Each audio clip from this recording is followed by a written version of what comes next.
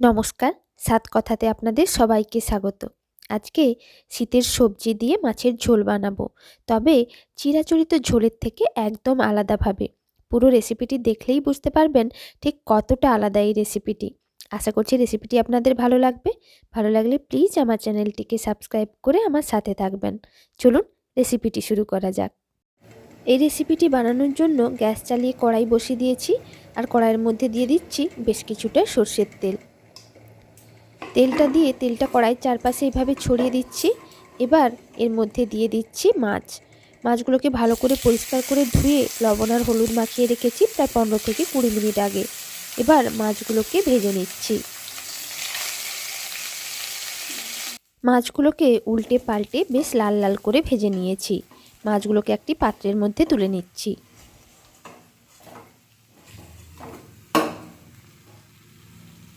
মাছ ভাজার তেলের মধ্যে দিয়ে দিচ্ছি কয়েকটি বড়িগুলোকে এবার ভেজে নিচ্ছি। এই বড়িগুলো কিন্তু আমাদের বাড়িতে বানানো। বাড়িতেই খুব সহজে একদম পারফেক্ট বড়ি কিভাবে বানাবেন তার টিপস সহ বড়ি বানানোর পদ্ধতির ভিডিও আমার চ্যানেলে দেওয়া আছে। ডেসক্রিপশন বক্সে লিংক দিয়ে দেব, চাইলে দেখে নেবেন। দেখুন বড়িগুলোও ভাজা হয়ে গেছে। এবার বড়িগুলোকে একটি পাত্রের মধ্যে তুলে নিচ্ছি। আর কড়াইয়ের মধ্যে আরও কিছুটা তেল দিয়ে দিচ্ছি। তেলটা বেশ গরম হয়ে গেছে। এবার কড়াইয়ের মধ্যে দিয়ে দিচ্ছি কিছু শীতকালীন সবজি।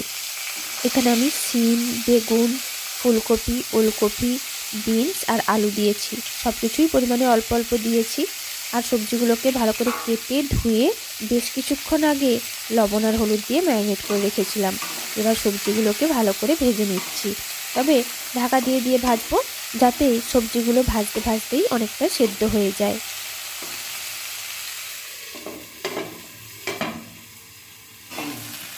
চলুন, সবজিগুলোও ভাজা হয়ে গেছে। এবার সবজিগুলোকে একটি পাত্রের মধ্যে নামিয়ে নিচ্ছি।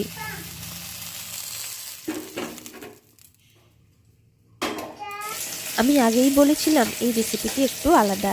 এই রেসিপিটি আলাদা এর মশলার কারণে। এর মশলার মধ্যে আমি দিয়েছি 1 টিস্পুন গোটা জিরে, 1/2 টিস্পুন 5 ফোড়ন, 1 টিস্পুন রাঁধুনি, 2টি শুকনো লঙ্কা, 5 থেকে 6টি গোলমরিচ, 2.5 থেকে 3 ইঞ্চি আদা ছোটো ছোটো টুকরো করে কেটে নিয়েছি।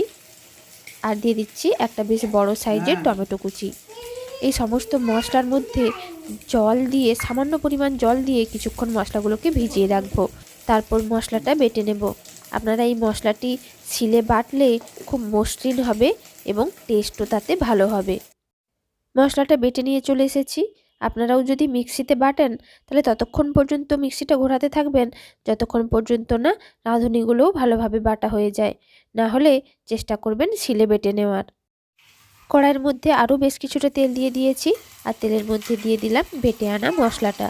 মশলাগুলো যদি খুব ভালোভাবে বাটা না হয় তাহলে কিন্তু টেস্ট ততটাও ভালো আসবে না যতটা মশলাটা বাটা হলে টেস্টটা আসবে। মশলাগুলোকে কিন্তু একদম মসৃণ করে বেটে নেবেন, তাহলেই কিন্তু এই ঝোলটা খেতে দুর্দান্ত লাগবে।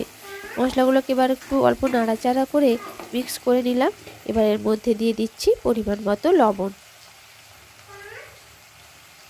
আর দিয়ে দিচ্ছি পরিমাণ মতো হলুদ গুঁড়ো। লবণ আর হলুদ গুঁড়ো মশলার সাথে ভালোভাবে মিশিয়ে নিয়ে মশলাটাকে কিছুক্ষণ ধরে কষিয়ে নিচ্ছি। এখন মশলাটা কষে নিয়েছি। এবার যে মিক্সির জারে আমি মশলা বেটেছিলাম সেটা ধুয়ে কিছুটা পরিমাণ জল দিয়ে আরও মশলাটাকে কষিয়ে নিচ্ছি যতক্ষণ পর্যন্ত না মশলা থেকে তেল ছাড়ে। এখন মশলা থেকে তেল ছাড়তে শুরু করেছে। এবার ভেজে রাখা সবজিগুলো এর মধ্যে দিয়ে দিচ্ছি, আর সবজির সাথে মশলাগুলোকে ভালো করে মিক্স করে নিচ্ছি।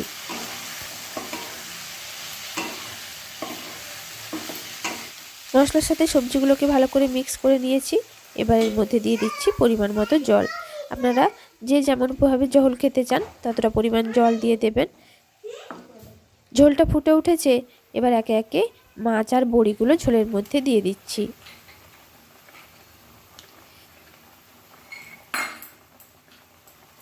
অল্প একটু নাড়াচাড়া করে ঢাকনা দিয়ে কিছুক্ষণ রান্না করে নিচ্ছি। লো টু মিডিয়াম ফ্লেমে প্রায় 10 মিনিট মতো রান্না করে নিয়েছি। আর ঝোলটাও দেখুন বেশ মাখো মাখো হয়ে গেছে, সবজিগুলো একদম সম্পূর্ণ সেদ্ধ হয়ে গেছে। এরপর উপর থেকে ছড়িয়ে দিচ্ছি কিছুটা ধনেপাতা কুচি। ঢাকনা দিয়ে 5 মিনিট রেস্টে রেখে দেবো তরকারিটা। তবে তার আগে গ্যাসের ফ্লেমটা অফ করে দিচ্ছি, কারণ আমাদের রান্নাটা একদম কমপ্লিট। আমাদের স্পেশাল মশলায় শীতের সবজি দিয়ে মাছের ঝোল একদম রেডি। গরম ভাতের সাথে খেতে দুর্দান্ত লাগে। আপনারা নিশ্চয়ই বাড়িতে একবার ট্রাই করবেন। আর এরকম নিত্য নতুন রেসিপি পেতে আমার চ্যানেল সাত কথাকে সাবস্ক্রাইব করে নেবেন।